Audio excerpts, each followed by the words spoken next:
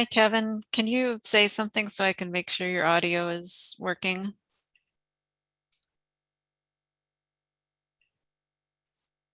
It is, but I have it coming out of Oh, two parts. you have what?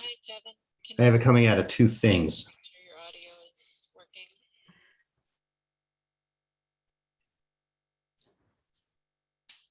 Okay, do you want me to disable one of them?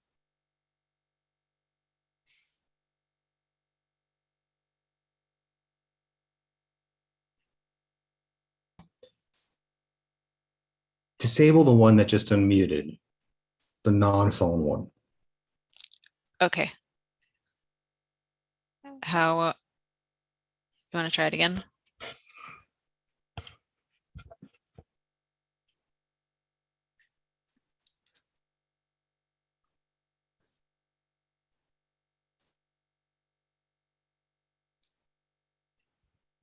It shows that your phone is muted.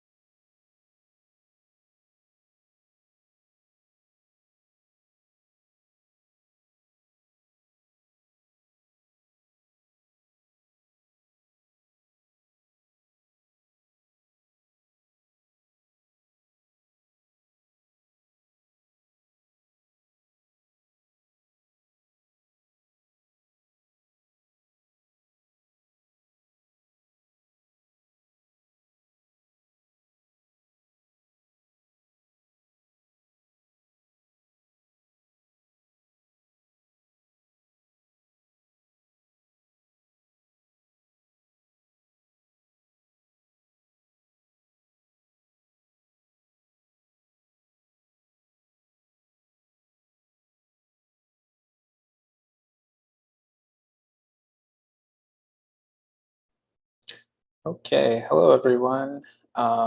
Welcome to the session. If you migrate the workflow, you migrate the catalog for free mostly. The session will also include the presentation, a scalable linked data implementation for workflow design. So this being live streamed to the LD4 YouTube channel and recorded, and will be saved on YouTube for future viewing. So slide resources here include the conference website. We have our code of conduct, Twitter handle, and hashtag, where you can find tech support and a collaborative wiki data project as well. For this Zoom, it's set up with the Q&A feature, and so we just request that rather than using Slack or Zoom chat, if you could drop questions in Q&A. That way we'll be sure we can get your questions answered. So with no further ado, let me introduce the first speaker in the session, Kevin Ford. Kevin Ford is a librarian, linked data technical specialist at the Library of Congress in the Network Development and MARC Standards Office, where he works on Bibframe. He recently updated the Bibframe ontology based on the feedback from implementers, and he has been working on cataloging workflows as the Library of Congress moves closer to production implementation of Bibframe. Kevin was a key member of the original LC group developing library's bibliographic framework initiative. With no further ado, Kevin, you can share your screen and take it away. Okay, good afternoon. I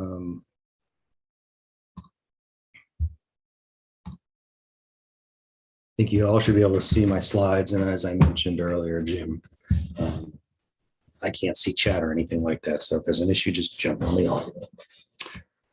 Anyway, thank you, Jim, for the introduction. Let's get to it.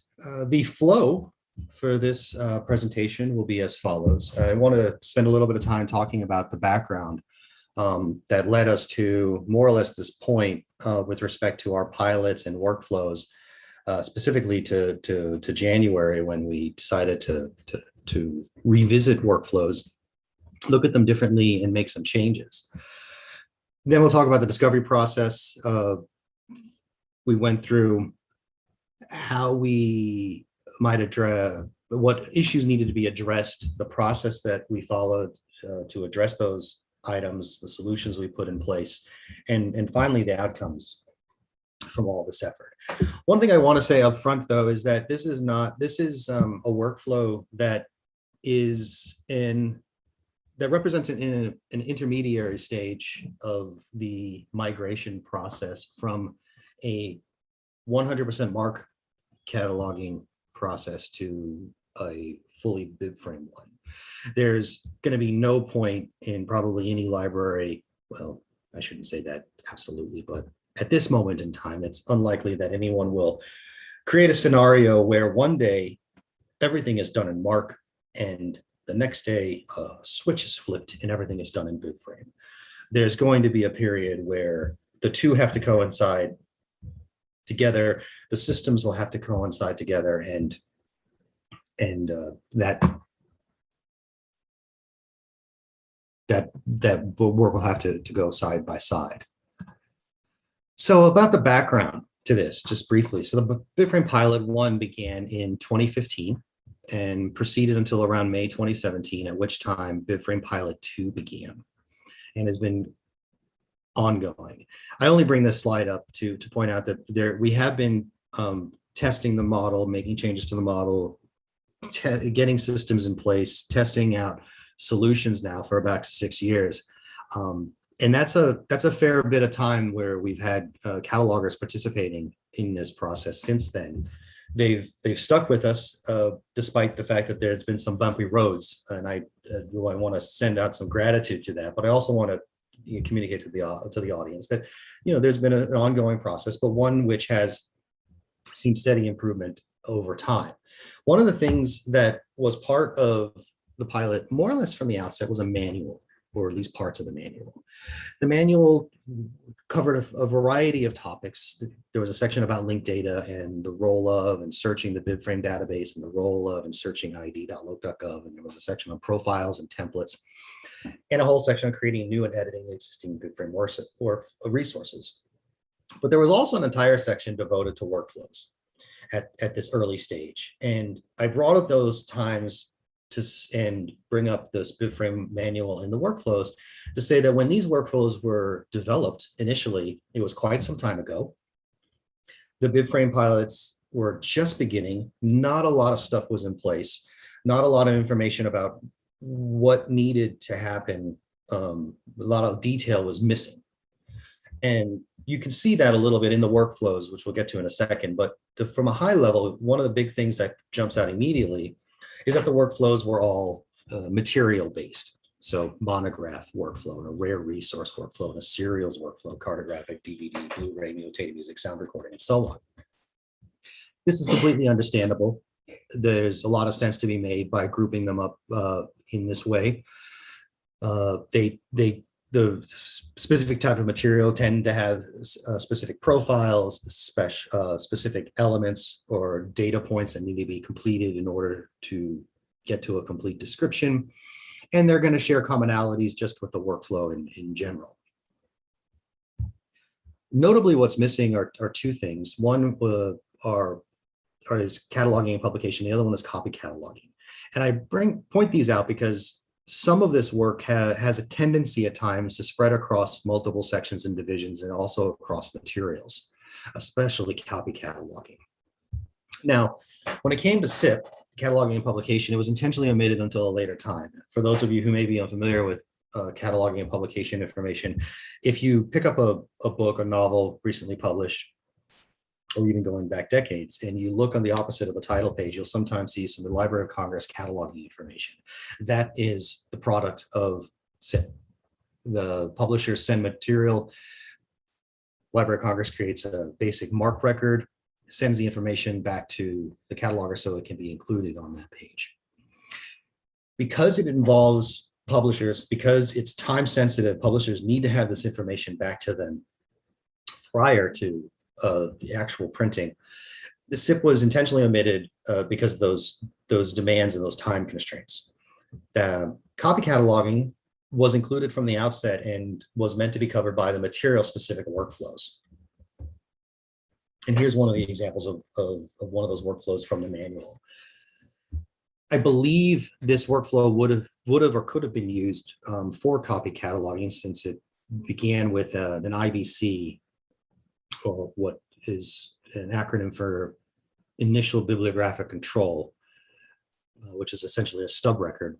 But one of the things I want to point out about this graphic is that it's relatively simple. There's not a whole lot of complexity to it. It follows a straight line of steps where there's no deviation, and the tasks, such as they are large bucket items. So, find instance of the work, catalog the work elements, catalog instant elements, so on and so forth, until you get to the point where it's completed and you post the record. Not all of them were like that. There were some that were slightly more detailed. This is the most detailed one I found in the manual. This is for the DVDs and Blu-rays. And this certainly captures the copy cataloging workflow. And what's notable about this is that it includes elements that are outside of the normal Bibframe system. So the first step actually begins with the Z client and the ILS in Voyager, and importing the record in the Voyager and running a few templates to bring it up to snuff. But then you can see it gets to the authority component, and a decision has to be made about whether or not the existing headings and access points in the record can be verified and they validate, or whether new ones need to be created. And it follows through once you get to the Bibframe process. And again, you see another decision point. So you can see it's becoming a little bit more complex, but the items tend to still be relatively general in nature. So update Bibframe work record or create the instance record. It doesn't go into huge detail about what might be happening at those specific points. During this period, the communication landscape is a factor that we noticed as part of this. There was little face-to-face or screen-to-screen interaction between catalogers and developers. There's catalogers reported issues in a comment-style format. And what that means is that catalogers would report issues and we would receive them, but they came in such a way that they were difficult to organize sometimes, and therefore be seen in a holistic way in order to prioritize them and group them and work on them more efficiently. There were meetings in small groups, almost always with a Bibframe representative present. Developers did not usually participate in these meetings. Because developers were not usually participating in these meetings, some of the information did not necessarily get back to developers. And that's just a factor of who was in the meeting may not have known to questions that a developer would ask or would need, or answers to which a developer would need in order to move forward. And so there was just some information loss as part of that. One of the interesting things that always stood out as a counterpoint were these monthly pilot cataloger meetings that we conduct, and we still do conduct at LC, where all the pilot catalogers are present, or most of them. All the developers are present, all the Bibframe representatives are present. And they ended up being the most productive in some ways, because what happened is you brought all these pilot catalogers together, and one might ask a question, which would lead to affirmation of that problem by another 3 or 4 or 6 catalogers, would be followed by more questions. And it also provided this forum where developers and catalogers suddenly had this exchange. I always found these to be the most productive in many ways as a result of that, even though nominally these monthly meetings are to communicate high-level information and not get quite down into the weeds. But the fact that they ended up being so informative to developers and to the process, and I think going both ways, that always stuck out. Of course, you just have the nature of a pilot. Pilots are experimental. Things don't work right. Things are not expected to work right. Things might work right one day, but then get broken the next day. That's you want constant improvement, and by and large, you experience 2 steps or 3 steps forward, but there's going to be that day when you take 1 step back, and that can become, that takes patience to work with. And again, this is another one of those moments where you want to give a shout out to all the pilot catalogers working in it. The other thing going on is double keying. Because this is a pilot, because this is all experimental, catalogers are required to work in Bibframe first to the best of their ability, and then go back into the MARC environment and essentially repeat the equivalent steps. So they're basically double keying. They're creating a Bibframe resource, and then they're going back and having to do the same to MARC. It can be frustrating, but it's absolutely necessary at this time, and it can be time consuming. But they tend to they can add up. Steady progress in the pilots. Before October and November of 2019, there were fewer than 50 participants. After that date, we doubled it to more than 100 participants. So whereas the period up until 2019 was consumed by pilot 1, and then pilot 2 began, which coincided with the introduction of the Bibframe 2.0 vocabulary. 2 years after that, we doubled the participants. So you're getting more people involved, more eyes on it, more experience, and more information coming back. So there's steady progress. And finally, this past year, beginning in October 2020, which is the beginning of our fiscal year, now that we had 100 catalogers, the question became, okay, taking that number, might there be ways to increase productivity? And when we got to the end of Q1, beginning of Q2, we recognized that productivity had remained flat. And so that just led to some questions. Workflows really weren't working. There was some general frustration. There wasn't the best communication between devs and catalogers. The issues and reports we're receiving were often scattered. Sometimes they lacked focus. We certainly had a hard time getting a holistic view of them all. And as I mentioned, there was that flat productivity. So clearly something needed to change. One of the big things is things were always in a partial states of completion. We might work, or incompletion, depending on your perspective. We might work on a particular issue for serials one day, and then the next day it happens to be a monograph issue, but no particular set of problems that might be affecting one group over another never reached a state of completion. So when doing all this, in thinking about how to address some of these things, we started a discovery process, and copy cataloging seemed like a good focus. Copy cataloging centers on the Bibframe instance, so it's not so much the Bibframe work, which scoped it.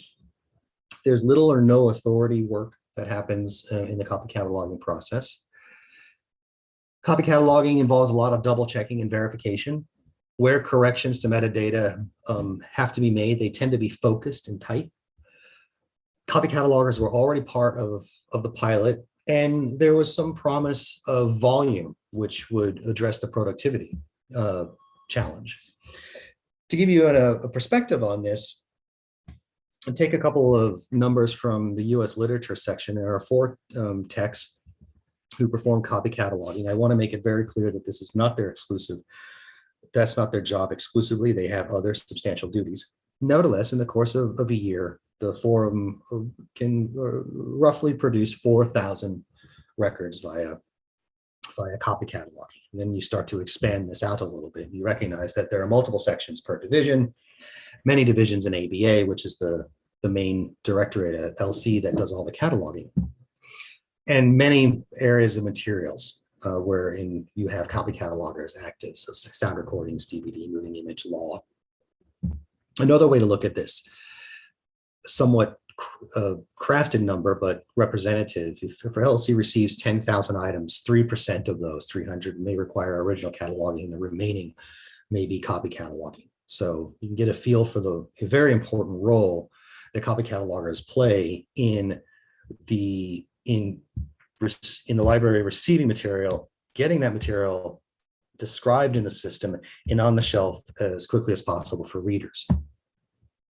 So point being, of course, is to address the copy cataloging workflow issues, you get a healthy return. And I must say this was a brilliant plan, right? Well, one of the things that we learned during the discovery period is that many copy catalogers had largely abandoned the pilot. And if abandon seems like a triggering word, let it be known that that's the word that I've chosen for this. And I chose it mostly because I'm from a developer's perspective, I want the right focus for myself on this, and seeing things being left behind is cause for alarm. The complaints were very simple. Bibframe work or pilot work was slow. Bibframe pilot work broke their flow and thus their efficiency. Bibframe pilot work lacked the required tools to perform their tasks. And over all that period of time, there were no material changes to address these issues. One of the other things that we found is that these issues and complaints crossed sectional and divisional boundaries, meaning the problems were completely independent of material. And so what had resulted in some frustrated copy catalogers and low morale. And when you add it all up, it's completely understandable.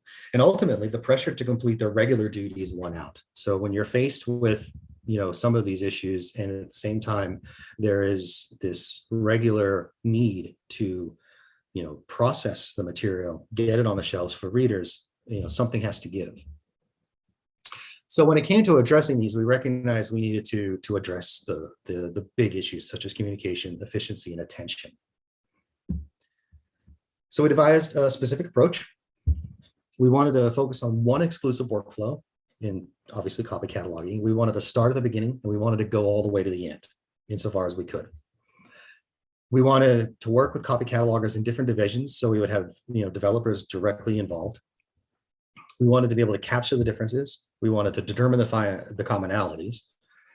We needed to find solutions, and ultimately we needed to identify a workflow that made sense to the copy cataloger and for productivity purposes.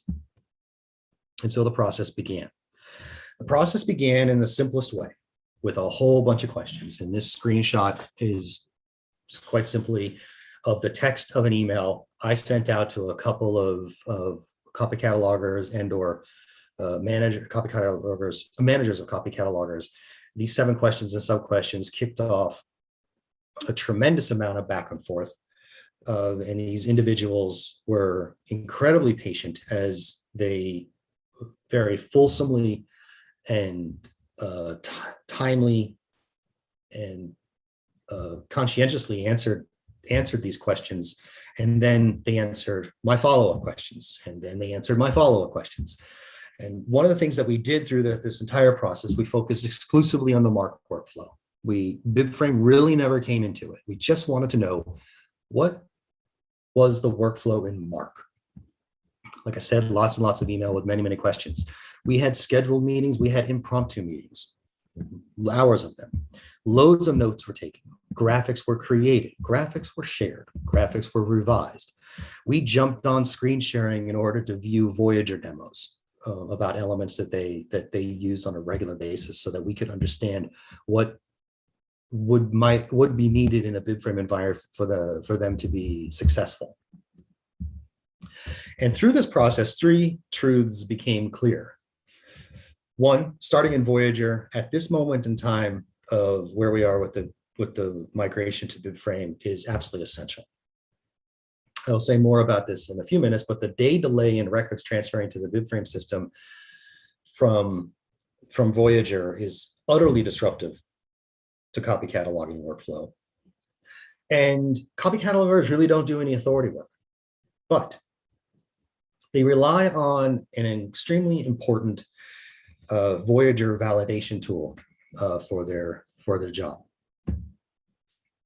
Let's talk a little bit more about each one of these. Starting in Voyager is essential at this time. Voyager assigns an 001. It's just that simple. That's the database identifier in Voyager terms. It's not technically necessary at this stage, but it will greatly simplify the Bibframe to MARC component, which is coming. Voyager has all the needed tools for importing records, Z clients and whatnot. We also realized that the import tools support a variety of search strategies and that copy catalogers across the board tended to use a variety of search strategies to find relevant records. This part of this stage also solved the LCC assignment issue. And then finally, there are a few other basic macros and templates that a copy cataloger might employ at this moment in time to bring in a base record and bring it up to minimal standards that can then be worked on. Our processes to take in data from Voyager and migrate it or move it or copy it, however you'd like to look at it, to the Bibframe system happened once a day at night. So when you consider that reality, the question then becomes, do we really expect catalogers to import a copied MARC record and then wait until the next day to work on it? And obviously, no. Like I said, copy catalogers do no authority work with validation, a Voyager validation tool. Well, the heading validation is an essential responsibility for copy catalogers at LC. It's one of the core components of the task of copy cataloging. It's so important that it determines the course of a record takes to completion, depending on whether a heading validates or not, will determine the course a record takes to completion. Does the copy cataloger continue, or is the item put back on the shelf and handed over to a cataloger who specializes in headings or access points? And so we started having to look at solutions. One of the first ones we needed to look at was Voyager record syncing. And in the end, we ended up copying name authority records and bibs from Voyager to the relevant Bibframe systems every 5 minutes. We didn't begin there. When we started exploring this, I would have been tickled, positively tickled, had we been able to copy everything over once every 12 hours. And then as we continue to work, I was like, well, maybe we can do this every 3 hours, and then every hour. And then I realized, hey, what? We can do this every 5 minutes. And it sounds straightforward, but it took a fair amount of revising our flows and adding new things to make it happen. This is still in part in play, but this was our sole data flow of moving records from Voyager to the Bibframe systems. These executed nightly. A process that we do not control exported any records that had been updated or created in the previous day to a system that we did then control, that we controlled. We would push that file of records up to S3. We would pull them down to a system, perform some processing on them, and eventually load them to the Bibframe system. So a couple of main points here is we're moving files around and we're running things offline, and we're doing it once a day. In order to realize a more efficient data flow that would work for copy catalogers, we needed to greatly simplify it. And so we removed the number of hops by half. This job runs every 5 minutes. We now query Voyager every 5 minutes for updated or created records. We take that data, we do not take files, we just take the data and we process it right through our Capitol Hill system and we target the Bibframe database in an internal copy of id.loc.gov. And we do onload transforms the moment it hits those two systems. So like I said, this took some considerable rejiggering of our data flow. The heading access point validation required us to determine what were the rules Voyager was implementing and what were the expected outcomes. And there are essentially three basic ones. If a heading matches a known authoritative label of an authority in the Bibframe environment, we need to confirm that the URI exists in the Bibframe data. If the heading matches a known variant label, we want to swap out the variant label for the authoritative label, and we want to confirm the URI exists in the Bibframe data. If both of those if statements fail and it's an LC subject heading, we then want to determine if the first component matches an authorized heading.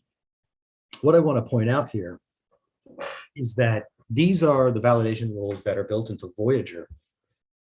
And when a cataloger runs these in Voyager, Voyager will just tell you, hey, this matched, hey, this didn't match, hey, this was a partial match. If you look at item number 2 here, when we detect it's a variant label, we are swapping out the variant label for the authorized label under the hood. So not only are we doing validation, we've taken it a step further and we're actually going to fix the data automatically. We then need to communicate this clearly to the catalogers. We came up with a relatively simple convention. A light check mark on a dark background means that the heading fully validated. So music-fiction is an authorized heading that you can find in the published LCSH. A dark check mark on a light background is a partial validation. Social action-fiction is a perfectly valid Library of Congress subject heading. However, it is not an authorized heading, meaning you won't find that ID. However, social action is an authorized heading, and so that's why it's partial validation. But this is just an example of how we communicated this information to catalogers in the editor. For whatever it's worth, we also had to make changes in ID to make this happen. So we actually had services that already existed that could answer the types of questions we needed to ask about those headings. And those services actually been in the system now for a decade. But this was the first time, to our knowledge, that they ever needed to be invoked from a browser in a JavaScript setting. And so that entailed a few alterations to the ID code. Point is, these solutions solutions often require changes to multiple places and systems. And finally, once we had those rather large items addressed, we revisited the workflows and we wanted to create new, refined, targeted, and detailed Bibframe workflows. So we returned to the MARC ones and we adapted them for Bibframe. This is a tiny image of a rather long workflow that begins at the top, where the technician begins at the top, and is largely meant to pursue this workflow right down the middle. You'll see that there's a section off to the right where the workflow may end up depending on various points along the way. The ultimate target is in that bottom right-hand corner, which actually says print label. The two green squares represent the moment at the top where the record goes from Voyager to the Bibframe system, and the green square at the bottom represents the moment when the Bibframe description would go out of the Bibframe, would be exported from the Bibframe system and imported into Voyager. That second green square doesn't exist yet. We're still working our way there, but that's what that represents. To give you a slightly better view of this, and these slides are posted so you can look at this more closely if you want. This is the copy cataloging workflow in Bibframe that we devised for US Perl, US Ash for copy cataloging. You can see it begins with the technician. Is there a better record in OCLC? And if the answer is yes, overlays the copyright record or OCA record in Voyager and saves it and starts on trucking down this workflow. And eventually get to the end with with print label. So what were the outcomes from this?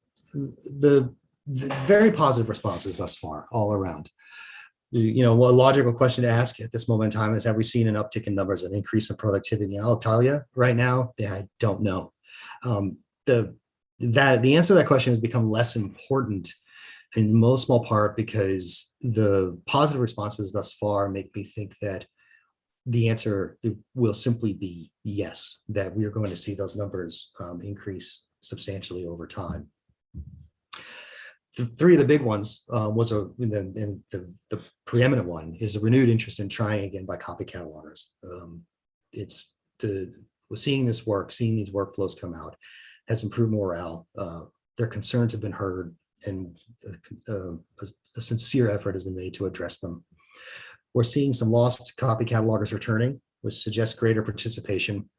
And now that we've moved these really big showstoppers out of the way, we're getting more feedback, and we're getting quality feedback about the process that they go through in order to work in Bibframe.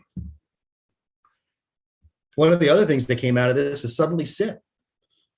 As I mentioned earlier, cataloging, the SIP program were longtime holdouts for understandable reasons. It's mostly original cataloging.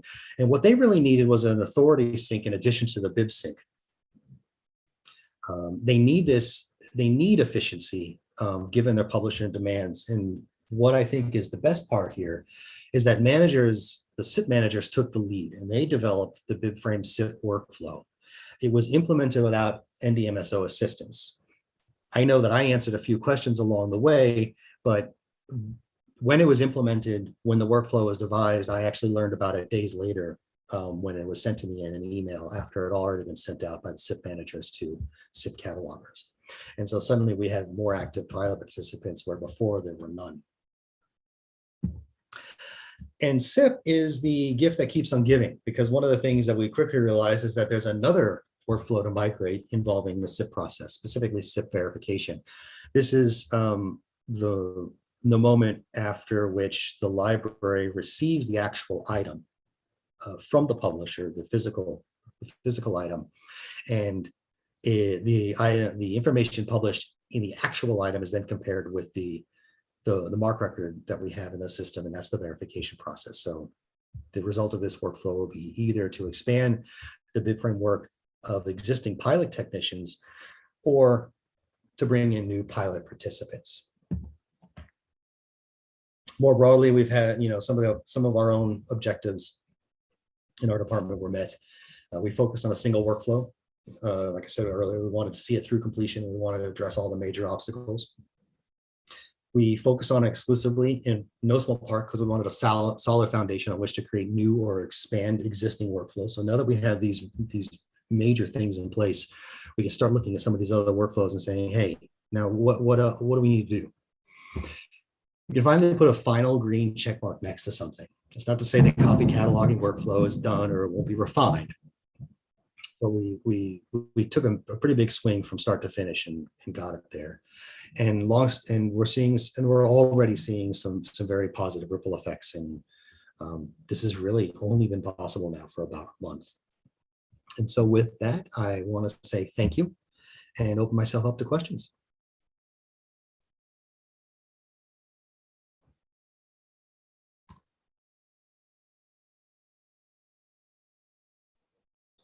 Thanks, Devin.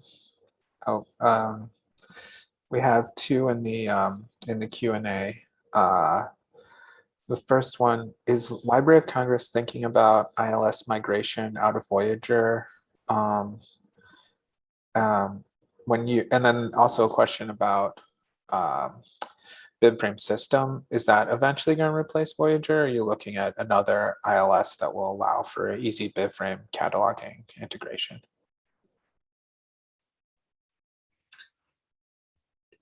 The short answer to almost all of those questions is we just don't know yet. We're not asking ourselves those specific questions at this moment in time. What we want to do, what is on our immediate timeline, is to be able to have catalogers work in Bibframe, get get a description all the way to completion, and then get that, and then take the description and the graph of data basically out of the Bibframe system, convert it to MARC, and get it back into Voyager.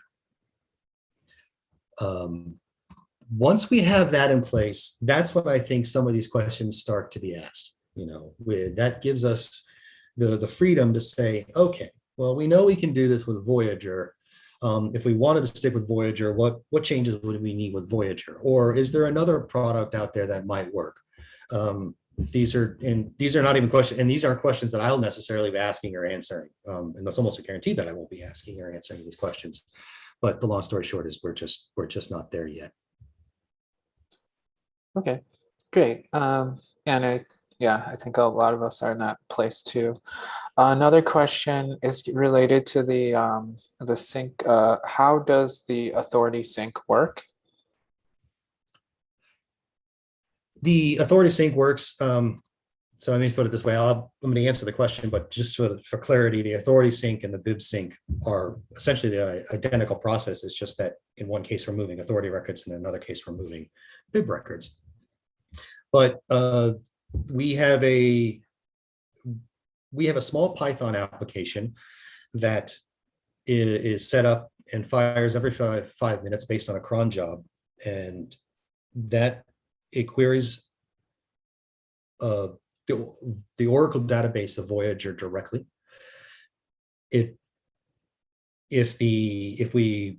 It's not uncommon to find out that in 5 minutes 100 records have been updated. It'll fetch those 100 records. It then, well, actually, excuse me, this is Voyager. So it fetches a bunch of rows from a table, some of which need to be stitched together into a MARC record. And then we take that MARC record, which is in ISO 2709, and convert it to MARC XML. And we post the MARC XML record to our Bibframe system, which accepts it. In the case of an authority, it converts it to MADS RDF, and then saves it to the system. Sync is probably not quite the right word. It's handy, it's nice and short, and it seems to encompass mostly what we mean, but it's not true synchronization. Any changes, or actually technically it is. It's just not. It's just synchronization every 5 minutes. The data we have in our internal copy of id.loc.gov, for example, it matches what's in Voyager every 5 minutes. But no change, but it's not synchronization in the sense that it's two-way, it's just one-way synchronization. Okay, yeah, that helps clarify for me a little. I can kind of see the Oracle database and then just needing to pull out what you can get and then get it into the format that your other system will accept and make sure that it's up to date, basically. Okay, so Ian has a question. Let me just check time really quick. Okay, we have about 5 more minutes. So have you tried copy cataloging, or I guess, the folks you work with, do you know if there's copy cataloging from other Bibframe data stores? The example is from ShareVDE or any place else. To answer Ian's direct question, the answer is no. To answer your slightly broader question, Jim, still answer is no. I don't know of, we are not pulling or trying any copy cataloging from another Bibframe data store. And I do not know of another organization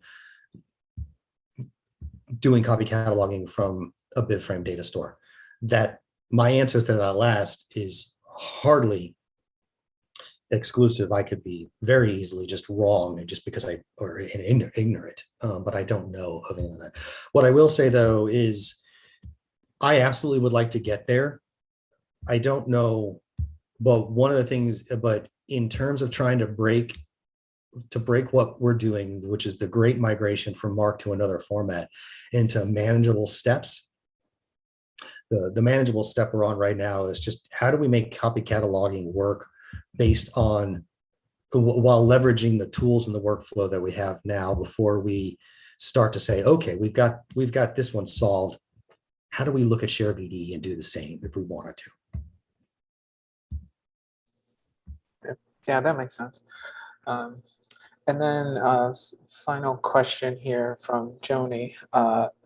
This is a question about transformation. Is the MARC to Bibframe transformation done with tools found in the Library of Congress website?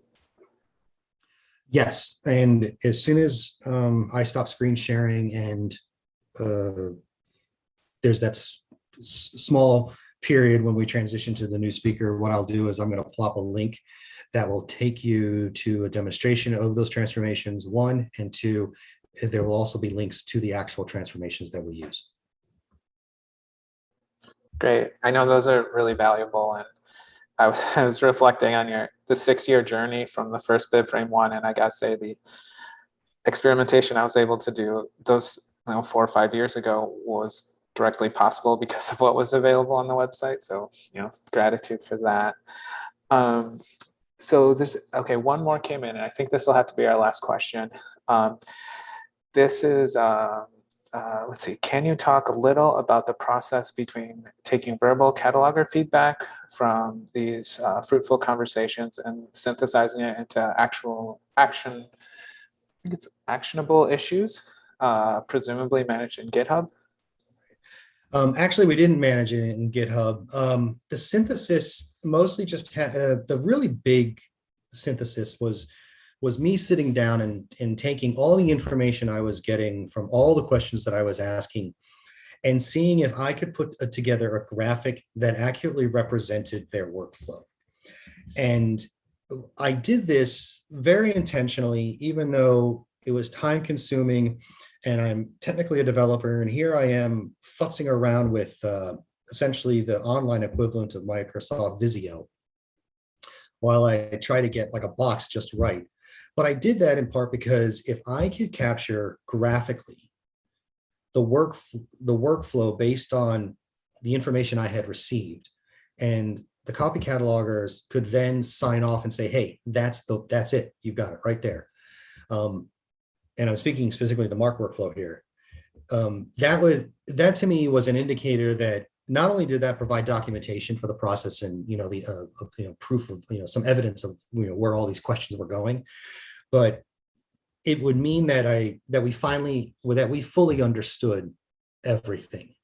At which point you then looked at that and said, okay, what parts of this workflow do we need to address in the Bibframe environment? And then it came a matter of like, how do we do that? So, once we recognized that we needed to get the records out of Voyager and over to the Bibframe environment much faster than once a day, that focused attention on, okay, so how do we do that? And the list of possibilities to kind of line themselves up. Okay, how do we query Voyager? Okay, what tables do we need to query? What's the query actually going to look like? Okay, what do we do with the data once we got that? And the next thing you know, you've got a full-blown program that's syncing every 5 minutes. So I don't know if that quite answers the question, but that's pretty much the process we went through. But we didn't track it through GitHub or anything. It was a little more fluid than that. All right. Well, that's a fascinating study and implementation. And thanks so much for sharing that with us. And I think that we have a lot of valuable things to try out at our own institutions in terms of workflow studies and deep listening. So thank you very much. Happy to participate. Yeah, great. Okay, so I'm going to introduce our next set of speakers in our next session. So we have Bonita Pollock, who is an assistant librarian at the University of South Florida Libraries. She received her MLIS from Kent State University, currently the coordinator of metadata cataloging for the Tampa campus library. Bonita leads the linked data team at USF Libraries. Her research interests lie in linked data and the application of semantic web technologies for academic libraries and in improving metadata management for electronic resources. And Jiying Mi is the Digital Initiative Metadata Librarian at University of South Florida Tampa Library. She focuses on digital collections, metadata creation, and curation. Her research interests lie primarily in linked open data, metadata and data management, and their session is entitled A Scalable Linked Data Implementation Workflow Design. Please take it away.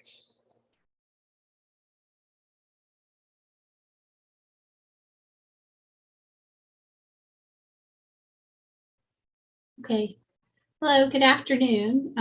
Let me share my screen real quick with you all.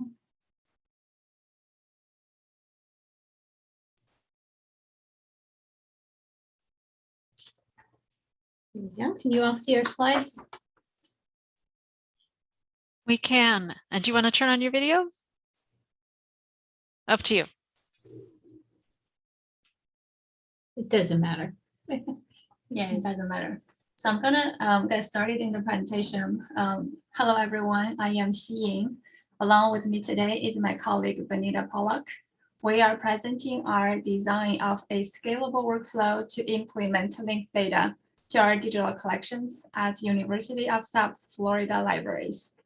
The University of South Florida is a research university located in Tampa, Florida. A little bit of background about this project. We have been exploring and experimenting linked data for a few years now.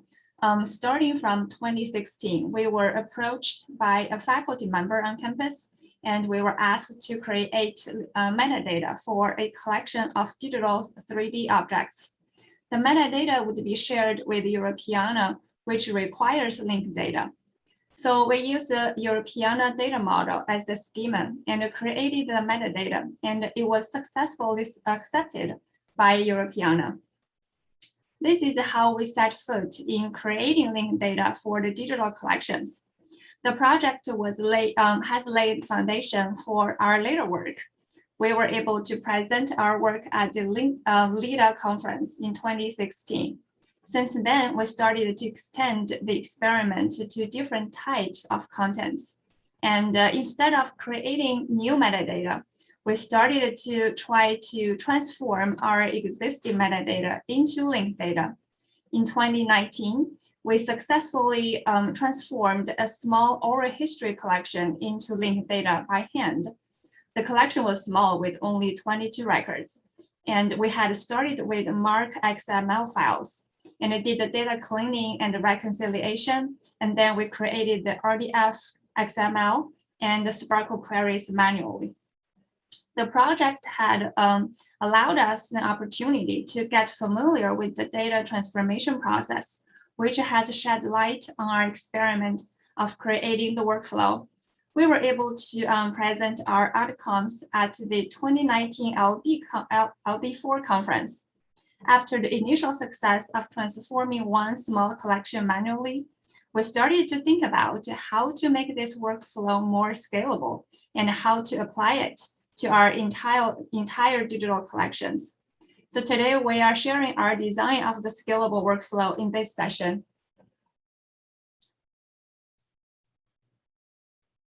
In a nutshell, the workflow looks like this. First, we sort out the collections according to their subject area and handling.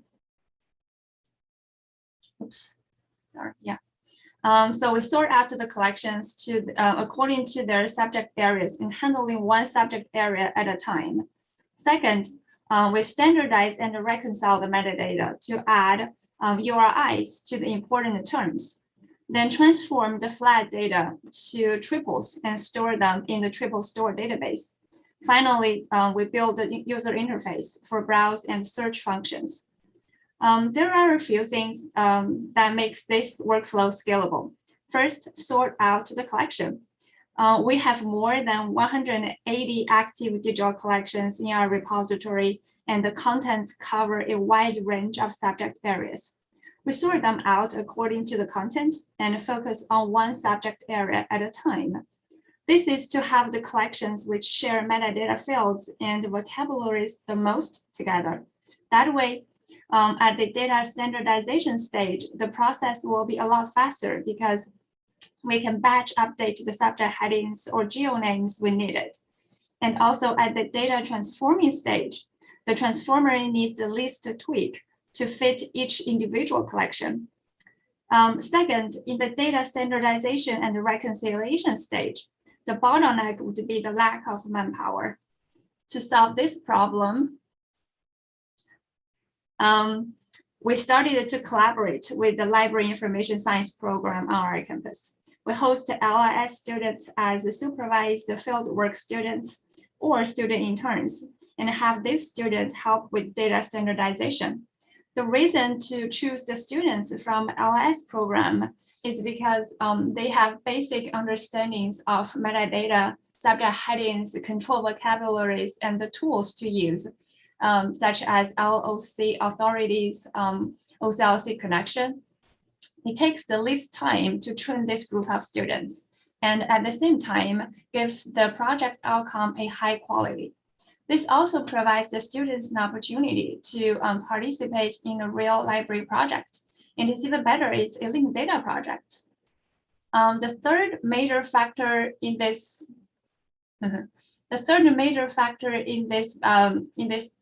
process is to increase the automation. To achieve this goal, at the data reconciliation stage, we use OpenRefine to help us fetch URIs for the vocabularies. And at the data transformation stage, we decided to build a data transformer for each kind of subject area, because highly likely the collections in the same area will share metadata fields, subject vocabularies, and such. For each individual collection, the data transformer may need to be customized a little bit to fit the collection 100%, but the work won't be too much. We also have the intern student who has programming skills to help with customize the code for each individual collection to speed up the process. Now from here, let me take you into a deep dive into this project. So in this project, we chose our meta collection, the Florida Environment and Natural History Collection, short for FLIN. This collection is one of the library's initiations of developing distinctive collections. The FLIN collection includes a few dozens of children collections with a few thousands of items. The contents cover the ornithology, plants, animals, agriculture, oceans, coasts, swamp, and waterways. There is a FLIN portal lives in the library website to promote the collections and provide a central place for researchers to access the content. For our experiment purposes, we did not use the complete FLIN collection. Instead, we only use a smaller subset of it, which contains 996 bird images. Items in this collection share birds information where Darwin core fields and Wikidata are used, and the geographic names, which is using Getty TGI vocabulary. Then the next step is to clean and standardize the data. For each subject area, there must be some fields that are more important than others in terms of providing context or adding access points to the content. When we reviewed the FLIN collection, we realized the most important fields would be the geographic terms, the Darwin core terms, the subject headings on top of the collection creator fields and the round-row fields. These fields contain the metadata that gave context and add information values to the collection. For subject headings, if some terms are in the LOC format, we broke it down to make sure that each term is independent, so that they can be reconciled through OpenRefine. After selecting the fields, we ask our student interns to look into the actual vocabularies in these fields to make sure that they are authorized terms and they have an URI in the authorities. During this step, the most important thing for us, the librarians, is to train our student interns in using the tools and understanding the controlled vocabularies. This process does take some time because we want to give our students a basic understanding of linked data if they don't already have it. And we want to give our students a bigger picture of the project on top of the detailed instructions on what to do for each field. But as I said, the students come to us with some metadata knowledge. The training is not too hard, and it's worth all the work knowing that the experience and knowledge that the students gain through this project can be helpful to their future careers. After the data is cleaned and standardized, we start the reconciliation process. So we start to reconcile the data against the authorities. Starting from this step, we strive to increase the automation process instead of manual work. We use OpenRefine to fetch URIs. For this project, we use Library of Congress subject headings for the subject headings.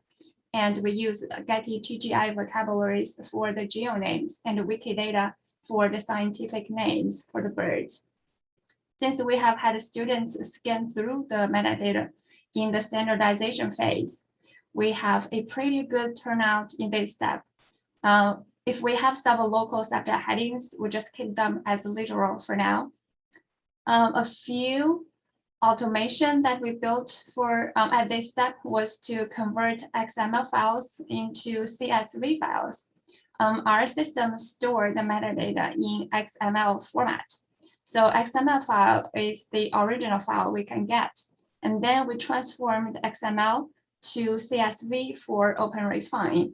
OpenRefine does support XML files, but CSV files are easier for the librarians to scan through and spot check some terms.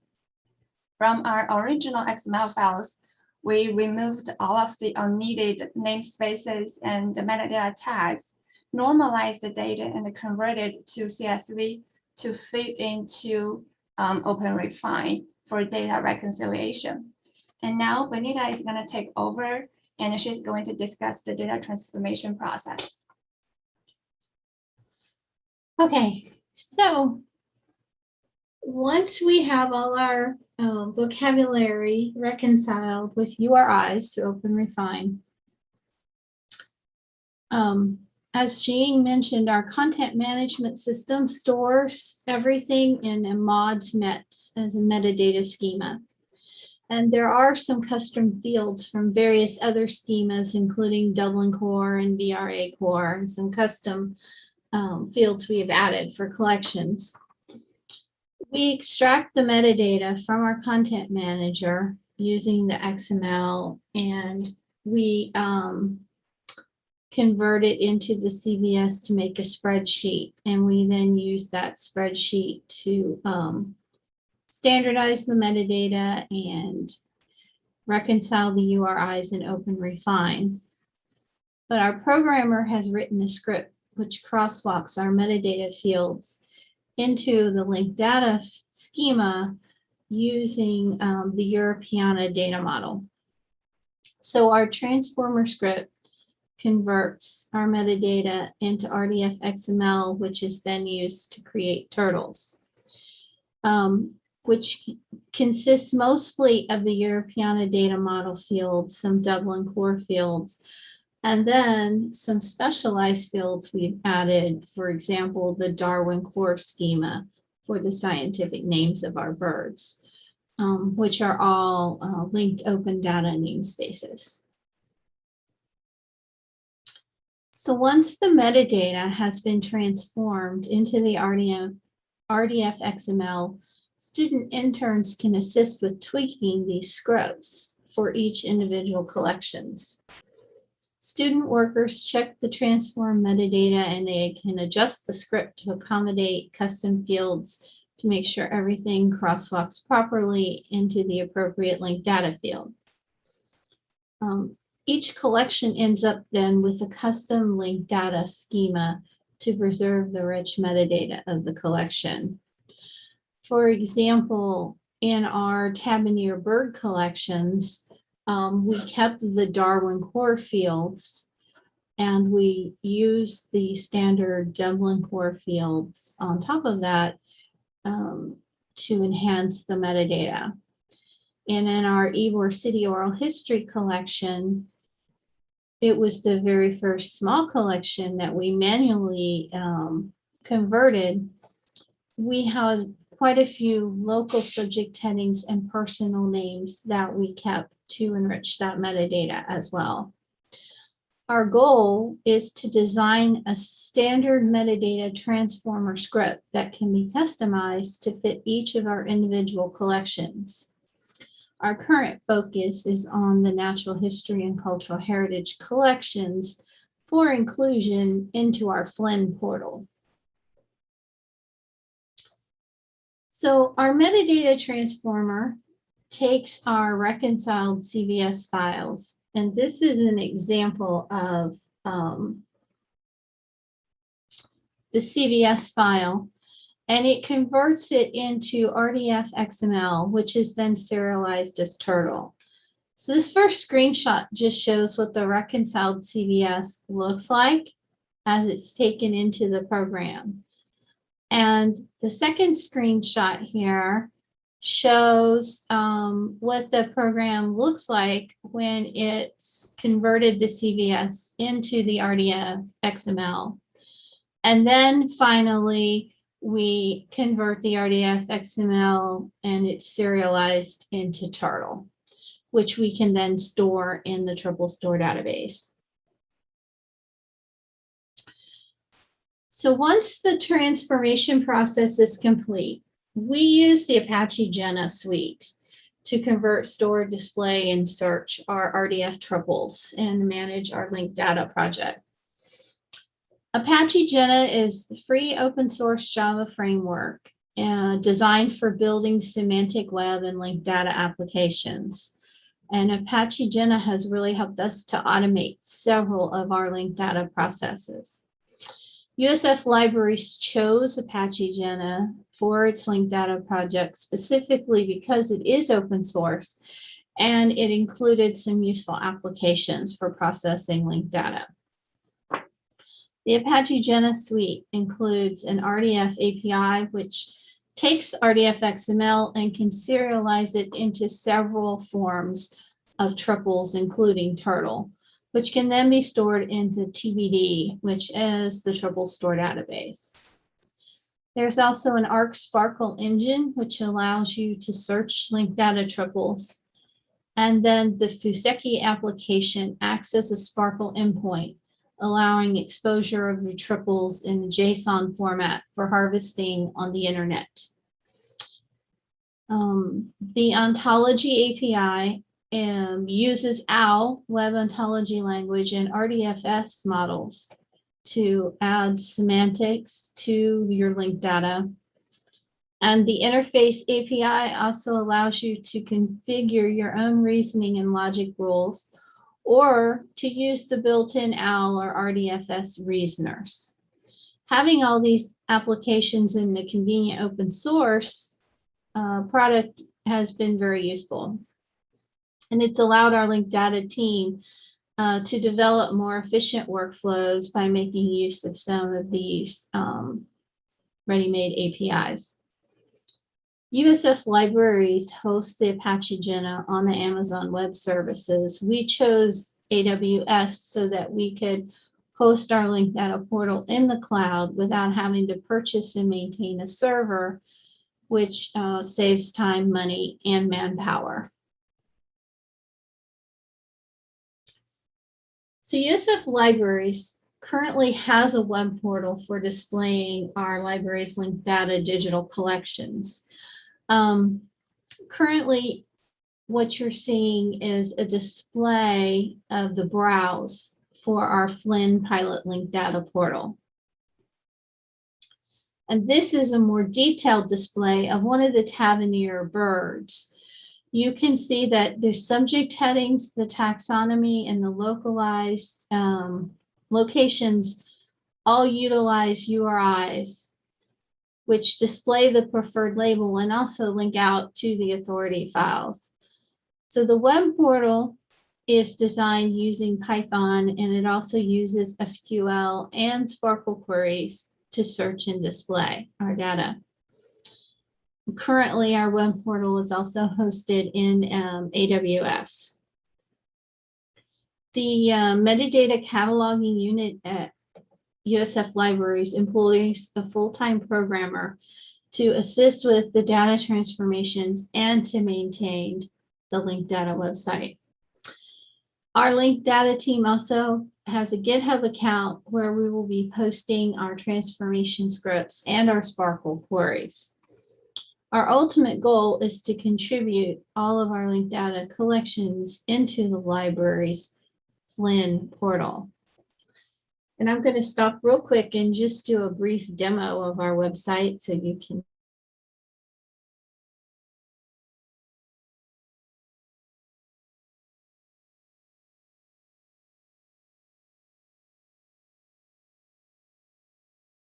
see it. So feature, which lets you display your various pictures. And then we also have a search feature. Right now it's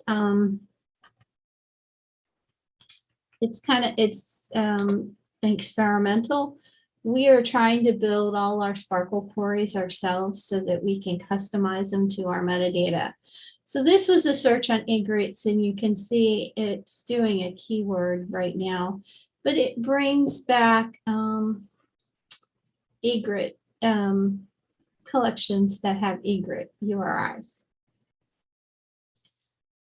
So as we develop more and more collections, we would like to add these to our pilot portal and also link these back then to our library's main portal.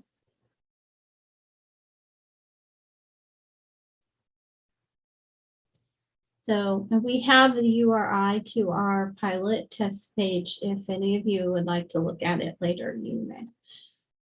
And then, whoops, sorry, I'm one page behind. Here's a web display of just a sample of one of our Sparkle queries that we are working on. This is actually in the Fuseki web interface. And its Sparkle query is to bring back the preferred label for a URI to display in our web portal. And now that we've given you a walkthrough of our linked data workflow, we're going to share with you some of our lessons learned and some of the plans we have for the future.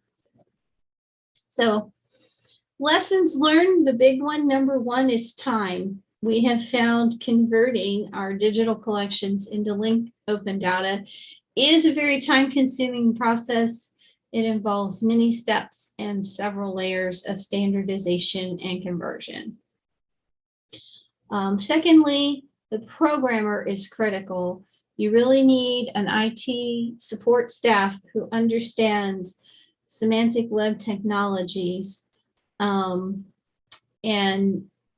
currently, there's very little commercial products out there that are affordable for libraries to use and are really set up for the library environment, which makes it more difficult for libraries to do anything with linked data except in-house. So most libraries still use their own staff and IT support people to make linked data transformations in-house. So this requires to have IT support staff who can assist with writing scripts and developing Sparkle queries and maintaining the linked data server. The third lesson we've learned is that manpower must be dedicated to the effort for any linked data project to succeed.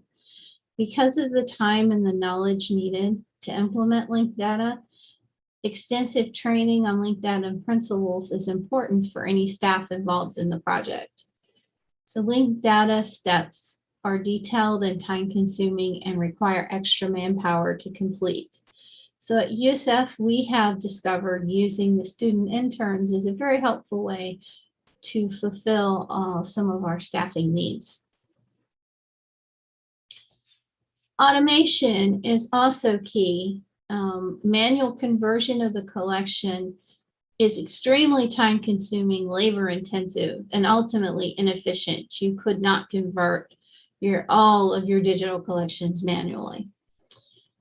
So to make the best use of everyone's time and energy, having scripts in place to automate things like reconciliation and Open Refine, the transformation into RDF XML and converting into Turtle has been very helpful and has been very time saving for us. And 5, our workflows. We have discovered that creating custom workflows for each of our collections allows us to use standardized transformers and automations and tweak them for each collection to preserve the richness of our metadata. So we don't have to sacrifice the quality of our metadata to fit into a linked data or commercial product. So finally, our future goals for USF libraries include working on building a namespace of our own to help define the local vocabularies and assign URIs we have. Our ultimate goal is to convert all of USF Libraries' environmental science and natural history collections into linked open data. And then third, we plan to contribute these linked open data collections to the library's Flynn portal to provide greater access and discoverability. And finally, the linked data team is working on harvesting RDF triples on related topics and including these links into our metadata to enhance our own collections. We view our linked data project as a continuing work in process, and we are gradually tweaking and updating one collection at a time. We believe this workflow will enable us to gradually convert all of our digital collections into linked open data.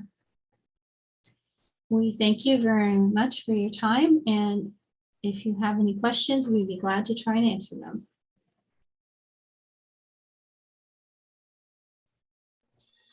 Thanks so much. We do have a couple in the Q&A tab, so feel free to respond to those, and we have about 15 minutes to get through those.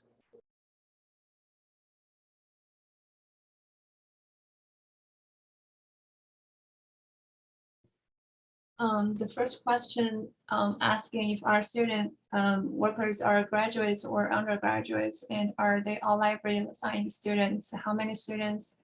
Oops, I lost the first question. Oh no. I lost the question. Oh, but sorry. I can finish reading it. Are your students graduate or undergrads, and are they all library science students? And then how many students have you worked with? They are all graduate students, and they are all from Library of Information Science program. As I said, that they are the students who have basic understandings of metadata and subject headings, control vocabularies, and the tools that we use to work on this project. So yes. And how many do I have? I have 2 at a time. I'm only allowed to supervise 2 students at one time for either intern or supervised fieldwork students. So that's about the students.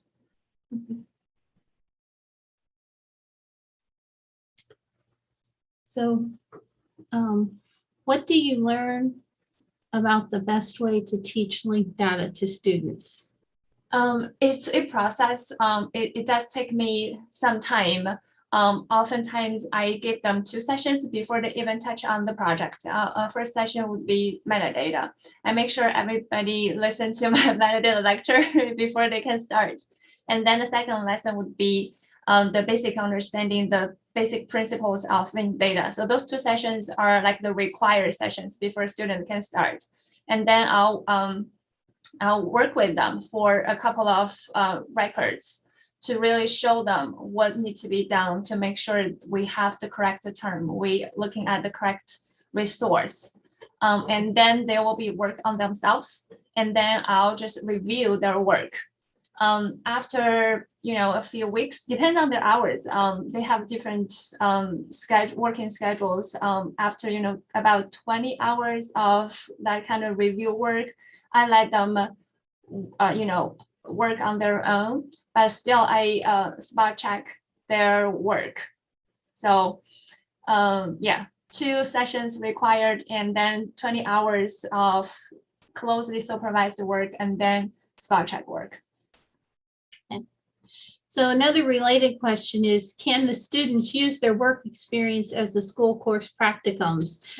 And yes, they do. The field experience counts. The interns are using it as a the intern student, their work does not count towards their credits, but as Benita said, the supervised field work is credit. It's counted towards their school credits.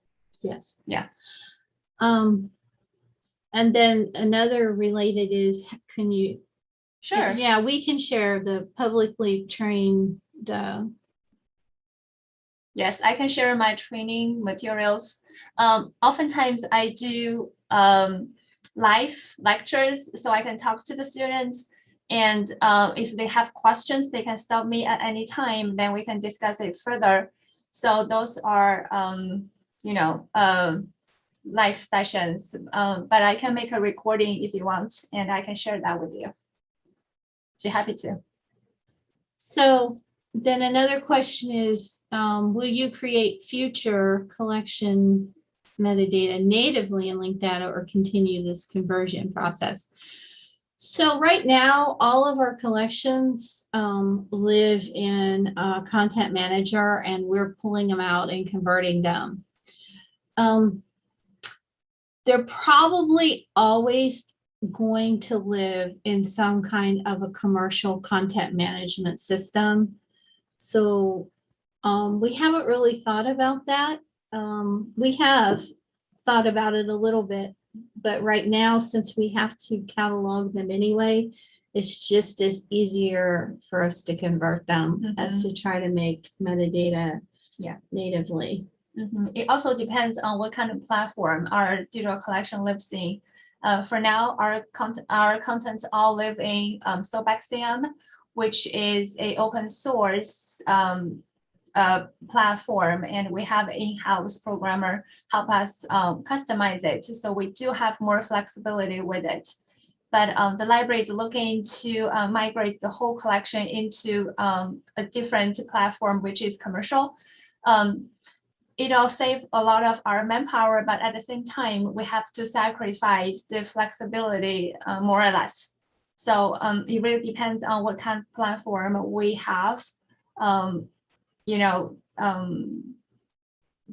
kind of have to be taken into consideration when we decide if we want to create native link, new linked data, or we have to convert, just to catalog them in the traditional way and convert them into linked data. And we do have a couple of linked data projects that we have worked on outside of our digital collections. One was a bibliographic database we are helping some faculty members design on, and another is the 3D artifacts that were sent back to Italy that we did originally. And we do have another karst portal that we are thinking about possibly down the road converting to linked data. The karst people are very interested. Karst is the caving community, if you're not familiar with that terminology.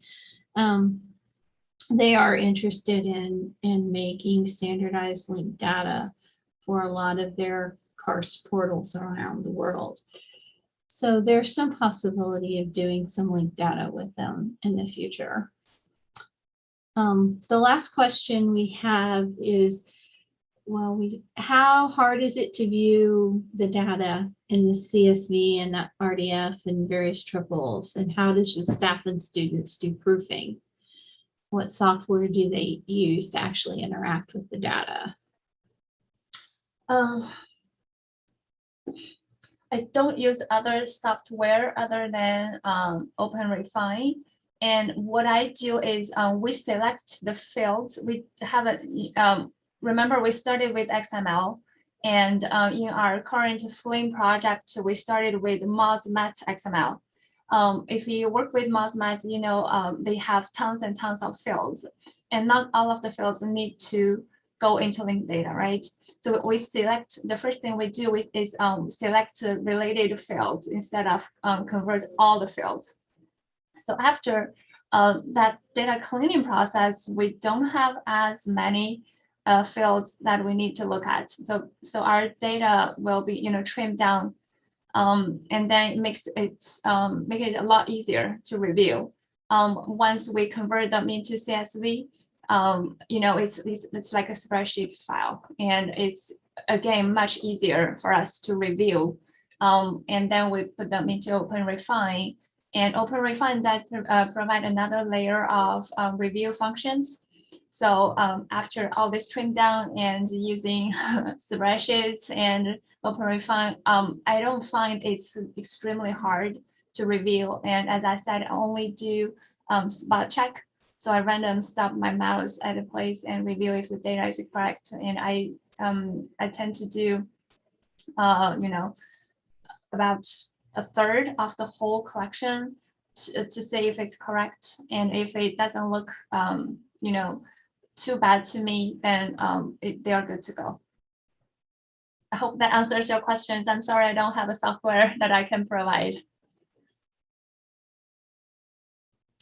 Yes, XSLT. Yes, we do apply XSLT for transform data from XML to CSV, if that's what you're asking.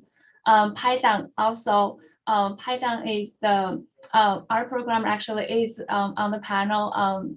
Correct me if I'm wrong, but we use Python to develop the program which converts the CSV file, the reconciled CSV file into RDF XML. What discovery improvements have you been able to implement by converting to data? Oh, yeah, here. So for discovery improvements that you have been able to implement by converting to linked data.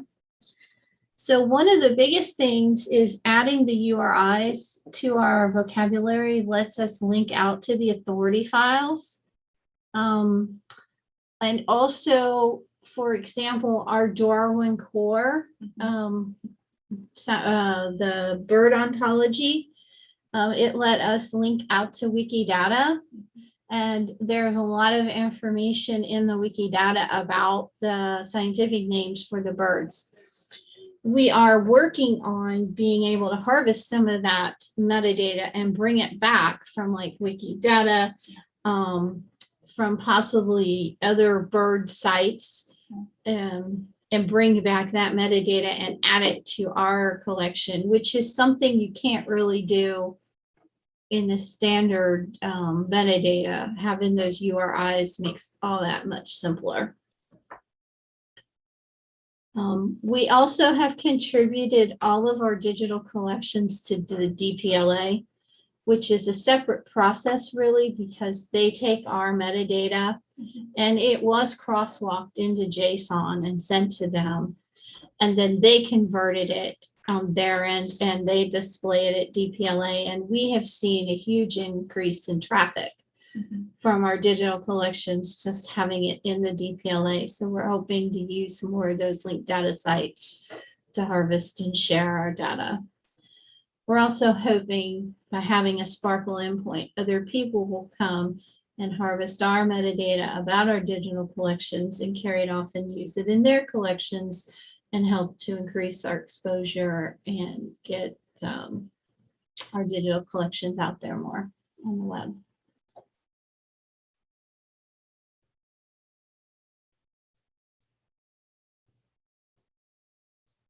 I think that's all the questions for us. Back to you, Jim. Okay, thank you so much. We're gonna end there.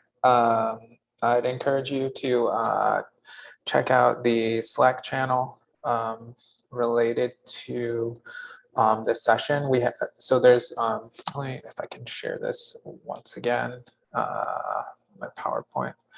If you haven't already seen the PowerPoint here, so we have this Slack channel, so, or within a workspace within Slack, and each of the tracks here, this is a track on workflows.